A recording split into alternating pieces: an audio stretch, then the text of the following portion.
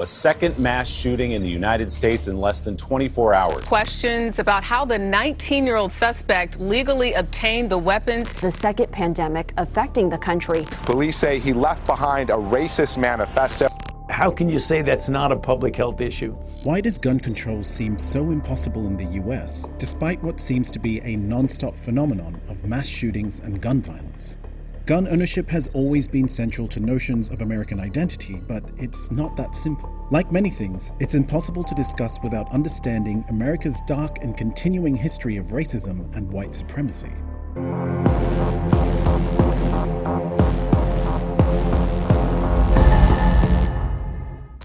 Gun ownership in the US centers around the Second Amendment, which reads, "A well-regulated militia, being necessary to the security of a free state, the right of the people to keep and bear arms shall not be infringed." While this was traditionally about states defending themselves from a potentially tyrannical federal government, its interpretation evolved over time, with many using it to justify the right of individuals to personally own and use firearms. And as a country founded on slavery and the mass slaughter and genocide of indigenous peoples, the history of guns in the United States is not simply about who can have them, but who they can be used against.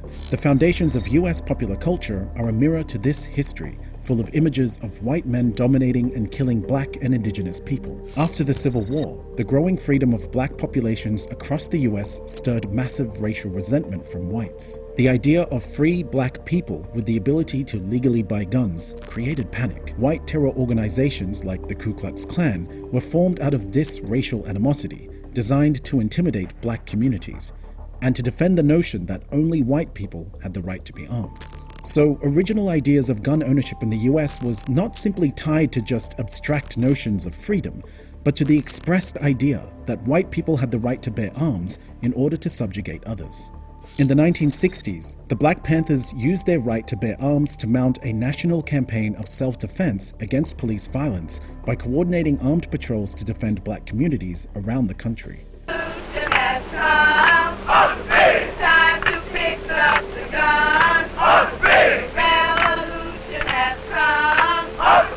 This was white America's worst nightmare.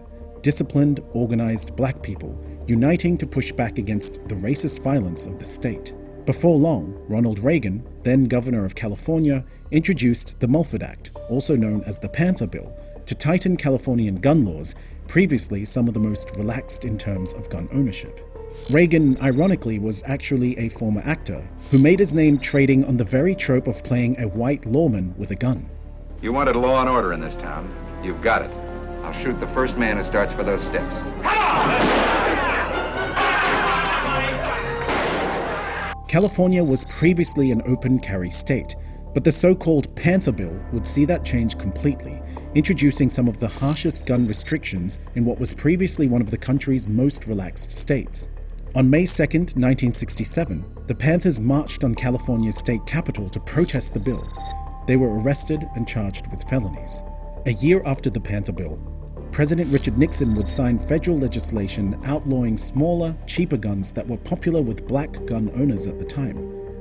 But the result was now that white gun owners felt they would soon be subject to the same laws that had been used against black people.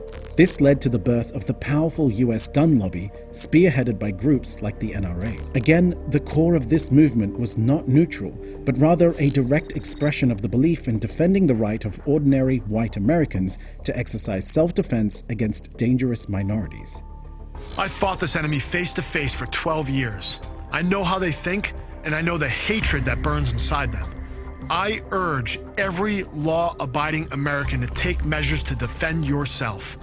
It is ironic that the highest number of gun-related deaths in the US are, in fact, white men, mostly from suicide. Gun control would undoubtedly reduce white deaths, but many white Americans simply oppose it on the grounds that it would leave them vulnerable to perceived violence from minorities.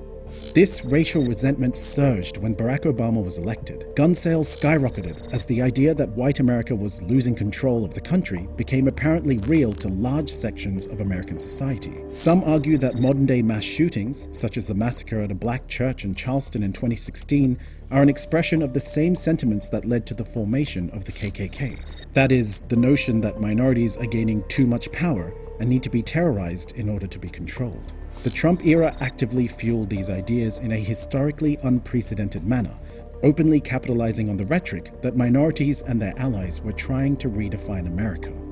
Our nation has been gripped by professional anarchists, violent mobs, arsonists, looters, criminals, rioters, Antifa, and others.